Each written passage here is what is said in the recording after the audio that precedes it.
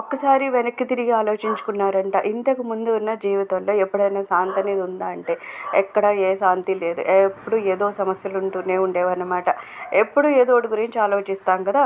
మనం ఎంతసేపు బాహ్య ప్రపంచంలో తిరుగుతూ ఉంటాము.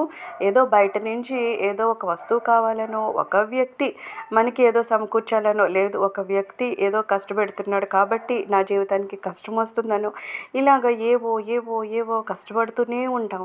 తప్పితే దీనికి అవతలి ఇంకోటి ఏదో ఉంది అనే విషయము మనకి ఎలా తెలియదు. ఎప్పటివరకు సద్గురువు మన జీవితంలోకి రారో నిజంగా ప్రాక్టికల్గా మనకి అది తెలియదు. ఎప్పుడైతే ఆ గురువులు మన జీవితంలోకి వస్తారో అప్పుడు మనకు అర్థమవుతుంది ఈ సమస్యలు ఒకటే కాదు జీవితం అంటే, దీని అవతల కూడా ఇంకొకటి ఏదో ఉంది అని.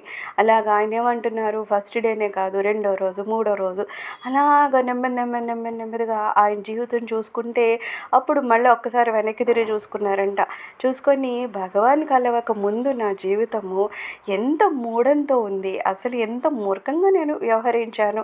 అప్పుడేమనిపిస్తుంది మనకి, ఈ లోకల్లో ఏదో వస్తువు ఉంటేనే మనకు జీవితం గడిచినట్టు, ఎవరో వ్యక్తి ఉంటేనే మనకి జీవితం గడిచినట్టు, ఎవరో నన్ను మోసం చేశారు కాబట్టి నా జీవితం సరిగ్గా వెళ్ళడం లేదన్నట్టు, ఏంటో ఉంటూ ఉంటాయి కదా. ఎంతసేపు మనం బాహ్య ప్రపంచంలో దేనో దాన్ని కనెక్ట్ అవుతూ ఉంటాం. కానీ ఎప్పుడైతే భగవాన్ మన జీవితంలోకి వస్తారో ఆయన మనకు చెప్పేది ఏంటి, నీకు అసలు నిజంగా ఒక సమస్య అంటూ వచ్చింది అంటే బాహ్య ప్రపంచం వల్ల ఏమి రాదు, ఆ బాహ్య ప్రపంచాన్ని నువ్వు నీ మనసుతో ఎలా కనెక్ట్ చేసుకుంటున్నావో దాన్ని బట్టే వస్తుందని చెప్తారు.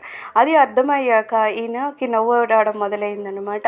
నేను ఎంతసేపు అలా కనెక్ట్ చేసుకొని ఆ బాహ్య ప్రపంచాన్ని తిరుగుతూ ఎంత మూర్ఖంగా వ్యవహరించాను అని నాకు నవ్వు వచ్చిందని కూడా ఆయన చెప్తూ ఉండేవారు అనమాట.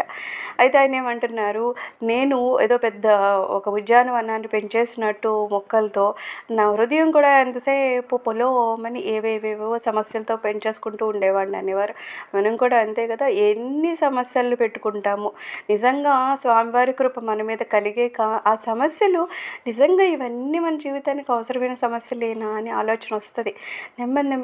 నెమ్మదిగా ఈ సమస్యలు చెప్పాలంటే మొత్తం సమస్యలు కూడా ఏది మనకి అవసరమైన సమస్య అనడానికి ఏమి ఉండదు.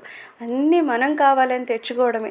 ఏదో వేరే వాళ్ళని చూడడం వలనో, లేకపోతే ఏదో మన పూర్వజన్మ వాసన వలన అది కావాలి ఇది కావాలి అని ఏంటంటో కావాలి అని వాటి వెంటబడ్డము, అది దొరకలేదని బాధ, లేదు దొరికాక ఇంకది చాలు ఇంకొకటేదో కావాలని మళ్ళీ కొత్త యావ, ఇలాగా అయ్యి ఏమిటేంటో మన జీవితాన్ని మొత్తం మన మనసుని కూడా చాలా క్లిష్టంగా చేసేస్తూ ఉంటాయి కదా. ఇవన్నీ ఆయన తర్వాత తెలుసుకుంటూ వచ్చారనమాట. నిజంగా నా జీవితానికి సమస్యలు అవసరం లేదు కదా అని తెలుసుకుంటూ నెమ్మదిగా ఆలోచనలు ఏమైనా అంటున్నారు, ముందంతా బాహ్య ప్రపంచం గురించి ఆలోచించారు కదా. బాహ్య ప్రపంచం అంటే భగవంతుడి కాని గురించి ఏది ఆలోచించినా అది బాహ్య ప్రపంచం అంటాం. అంతేగాని ఏదో నా శరీరానికి కావాల్సినవి వాటి గురించి ఆలోచించడం అది బాహ్య ప్రపంచం కాదు కదా అంటే అలా ఏం కాదు. నా శరీరం గురించి కూడా ఆ ఛేదన వరకు వస్త్రం కావాలనుకోవడము పర్వాలేదు, అది కావాల్సిన విషయమే. కానీ ఇదేదో నలుగురు చూసేటట్టు ఉండేటట్టు అలంకరణ కావాలి, రంగురంగుల దుస్తులు కావాలి, రంగురంగుల ఏవో ఆభరణాలు కావాలి, ఇలా అన్ని కోరుకోవడం కూడా నాకు సంబంధించిందే కదా అంటే మనకు సంబంధించింది అనడానికి ఏముండదు. అది కూడా బాహ్య ప్రపంచం అయిపోతుంది. ఎందుకంటే ఇక్కడ మనము భగవంతుని వేరుగా ఆలోచిస్తున్నాం అనమాట. కేవలము మనము ఒక సాధన చేయాలి అంటే ఒక ఆయన రమణ మహర్షి గారి దగ్గరికి వచ్చి అంటారనమాట, స్వామి నాకైతే సన్యాసం పుచ్చుకొని ఎంచక్క సాధన చేయాలని ఉంది, కానీ నేను చాలా పేద కుటుంబానికి సంబంధించిన వాడిని, అందుకని నేను చేయలేకపోతున్నాను అంటే అప్పుడు భగవాన్ ఏమంటారంటే, నువ్వు నిజంగా సాధన చేయాలి అనుకుంటే రాగి జావ 3 పూటల కాసింత తీసుకుంటే చాలు, శరీరం నిలబడుతుంది. దానికోసం నువ్వు పేదవాడవా గొప్పవాడవా అవ్వాల్సిన అవసరం లేదంటారనమాట.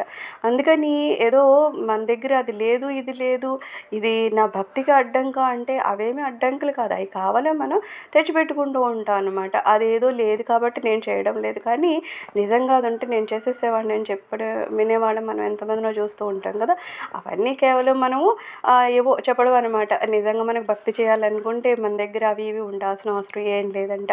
అలాగా ఈయనకి కూడా తెలుస్తూ ఉంటుందన్నమాట. తర్వాత నేను ఎన్ని సమస్యల్ని ఏదో నేనే ఒకటే పెంచి పోషించేశాను, పెద్ద పార్కు నిండా మొక్కలు పెంచేసినట్టు నా మనసు నిండా సమస్యలను పెంచేసుకుంటున్నాను. అని చెప్పి ఆయనకు అర్థమైందని చెప్తారనమాట. ఆ తర్వాత ఏమైందంటున్నారు, ఇంక ఇప్పుడు బాహ్య ప్రపంచం తిరగడం మానేసి నేనెవరిని అనే సాధనలోకి దిగానని చెప్తారనమాట. ఎలా అయితే భగవాన్ మనకంటారు కదా, ముందు నువ్వెవరో నువ్వు తెలుసుకో అంటారనమాట. ఎప్పుడైతే నేనెవరిని అని కనుక్కోవడం మనం మొదలు పెడతామో ఆటోమేటిక్గా నెమ్మదిగా మన ఆలోచనలన్నీ కట్ అయిపోతూ ఉంటాయి.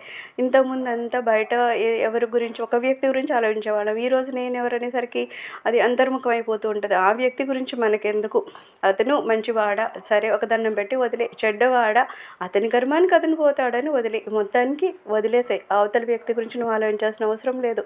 పరిస్థితులు ఇంతకుముందు ఏమనిపించేవి, అన్నీ చాలా బాగుండాలి, నా జీవితం చాలా సుఖమయంగా ఉండాలి, నాకు ఇంత డబ్బు కావాలి, నాకు ఇన్ని సౌకర్యాలు కావాలని ఉండేది. ఇప్పుడు ఎప్పుడైతే అంతర్ముఖమవుతాం ఏమవుతాయి, ఇవన్నీ వదిలి, ఇవన్నీ అవసరం లేదు, కేవలము నేను నన్ను అంతర్ముఖం చేసుకుంటే చాలు, ఆ స్వామి పాదాలని నేను ఎప్పుడూ తలుచుకుంటే చాలు, ఆ సాధనలో ఉంటే చాలు అని అనుకుంటాం. కాబట్టి ఇక్కడ మనకి బాహ్య ప్రపంచానికి సంబంధించిన సౌకర్యాల గురించి ఆలోచనే ఉండదు. అలాగ ప్రతి ఆలోచన నెమ్మదిగా మన నుంచి పోతూ ఉంటుందన్నమాట.